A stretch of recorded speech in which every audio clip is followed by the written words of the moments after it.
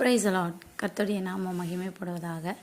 இன்றைக்கும் நாம் பார்க்க இருக்கிற வேத பகுதி என்னன்னு பார்த்தீங்கன்னா 1 கொரிந்தியர் 13வது அதிகாரம் 10வது வசனத்தில் நம்ம இப்படியாய் வாசிக்கிறோம். நிறைவானது வரும்போது குறைவானது ஒழிந்து போகும்.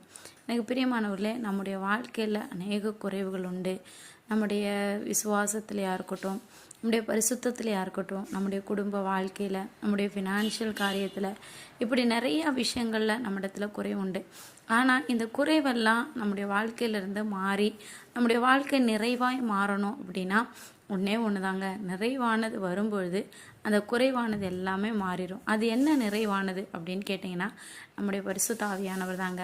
அந்த பரிசுத்த ஆவியானவர் தான் நம்முடைய வாழ்க்கையில் எல்லாவற்றையும் அவர் நிறைவாய் தருகிறவர். அந்த நிறைவான பரிசுத்த ஆவியானவர் நமக்குள்ளே வரும்போது நம்மளில் இருக்கிற சின்ன சின்ன குறைவு எல்லாமே அது நம்மளை விட்டு போயிடும். அதனால் இந்த நாட்களில் நிறைவான